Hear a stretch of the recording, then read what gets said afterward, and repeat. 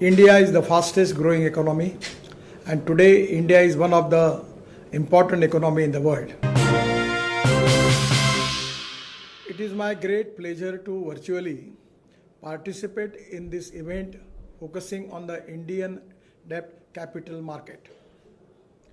I am glad that the Trust Group has given an excellent platform for bringing in perspective and expertise from diverse stakeholders of the capital markets.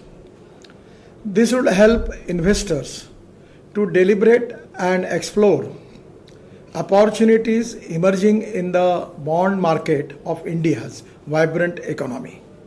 India is the fastest growing economy, and today India is one of the important economy in the world. We stand at 5th position in the world now. We are ahead. As far as the UK is concerned, today we are ahead to UK. On 75th year of independence, we begin an ambitious journey towards holistic development and become Atmanirbhar Bharat. That is, really strong Bharat, stable Bharat, decisive and transparent government is the key to achieve dream of our Honorable Prime Minister Modi ji of making India a $5 trillion economy by 2025. The infrastructure development is the key driver for achieving this dream. The Union Budget 2022-23 has given a massive push to the infrastructure sector by allowing rupees 111 lakh crores through National Infrastructure Pipeline over 2025.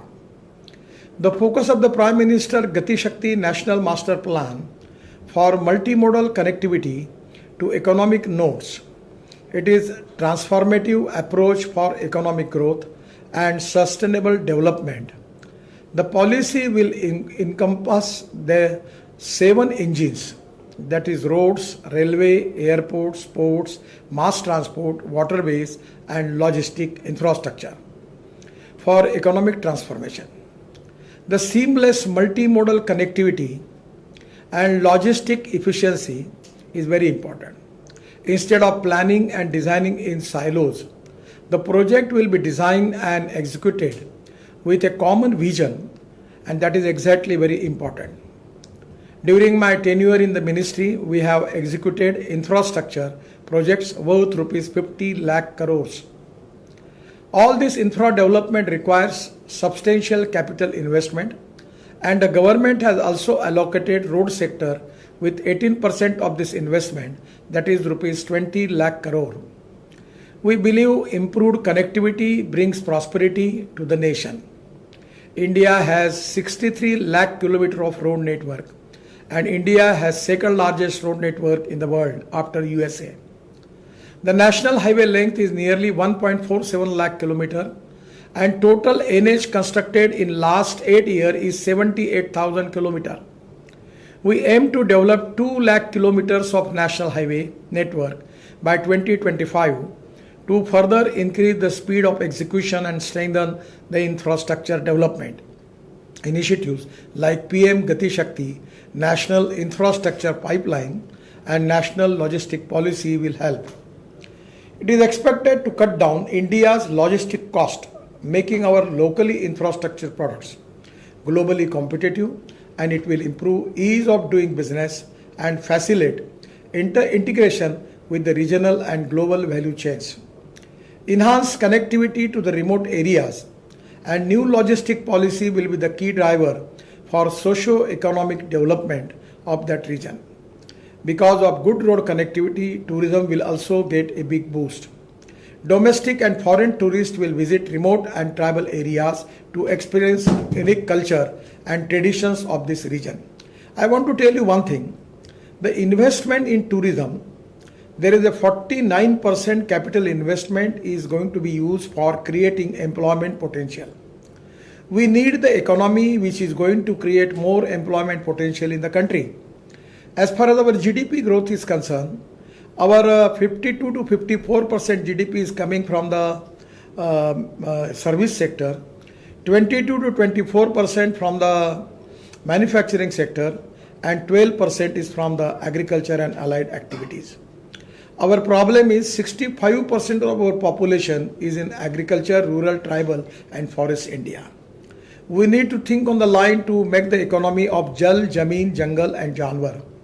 And that is the reason I am insisting from last many days to find out how we can use the forest waste, agro waste for making energy.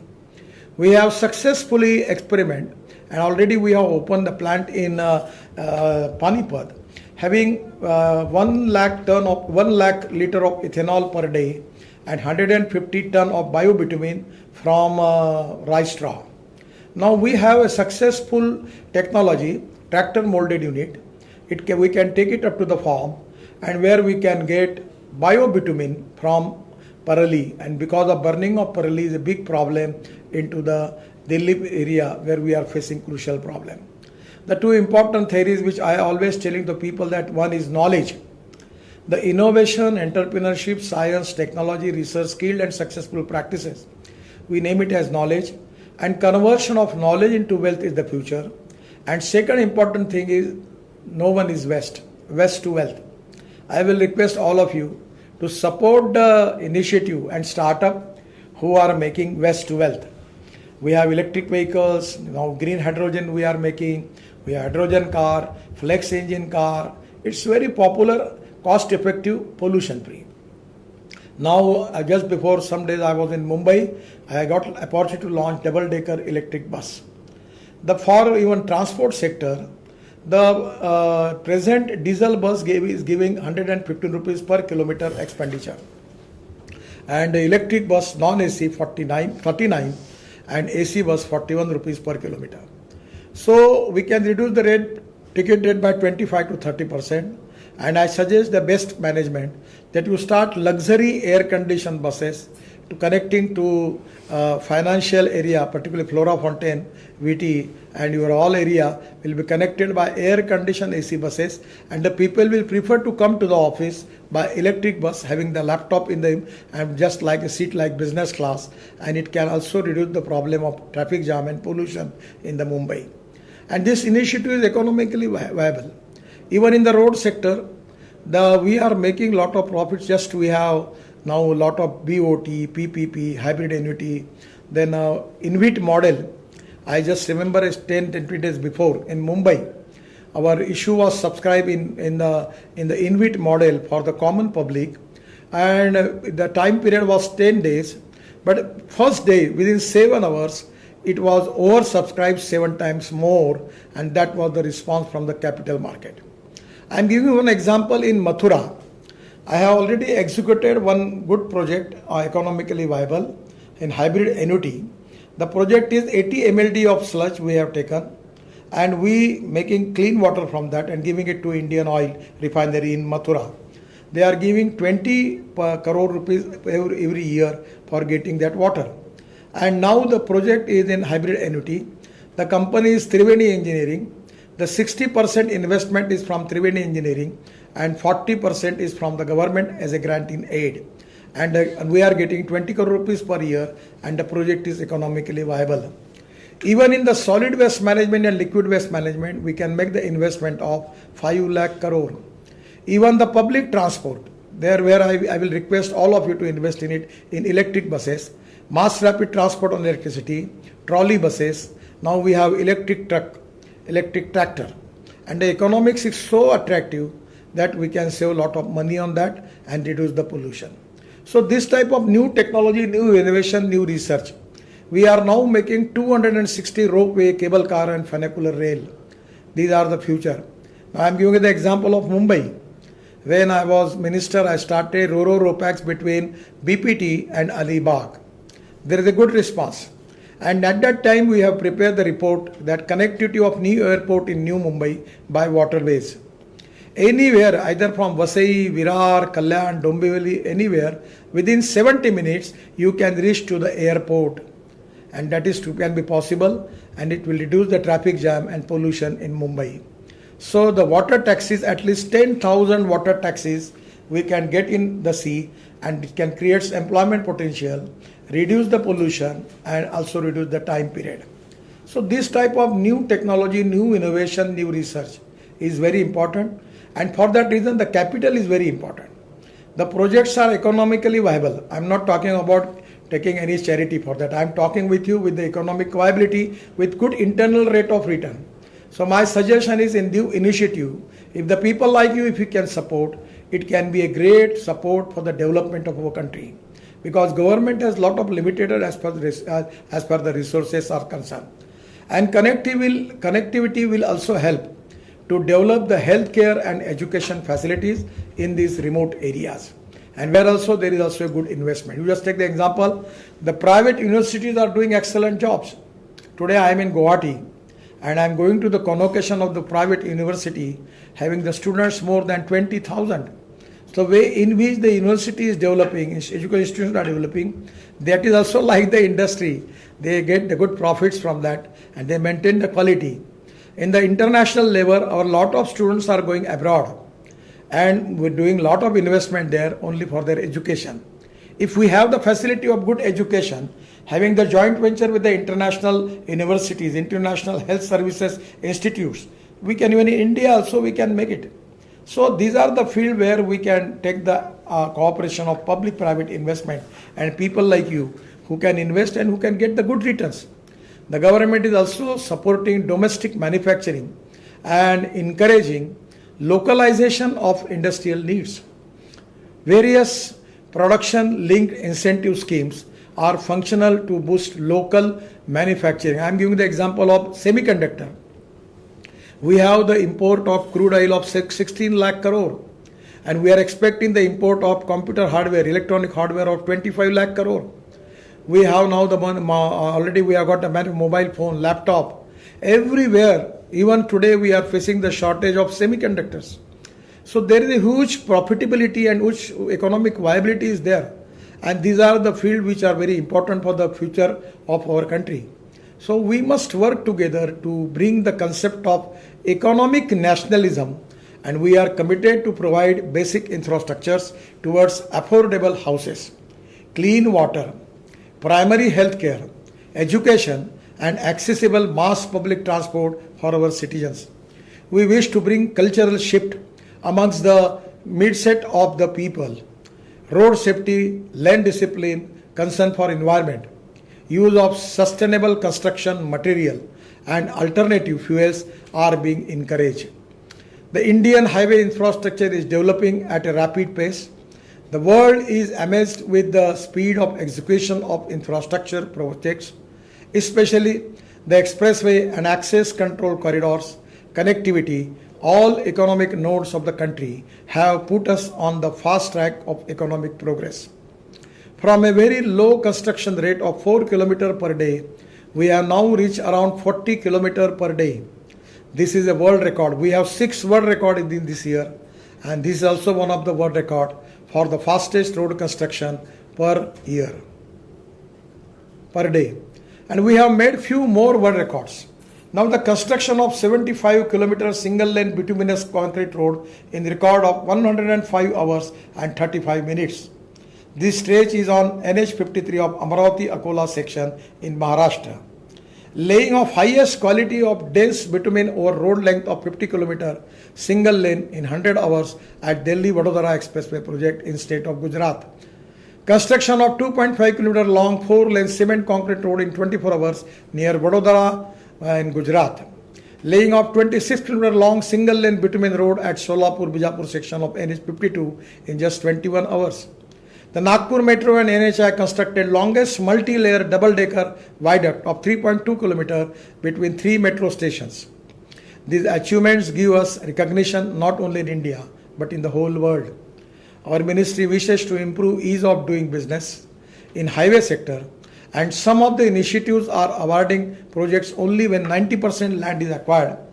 Resolving the land acquisition issues through Descoping and Dispute Resolution Board has been set up, resolving pending disputes through one-time settlement process.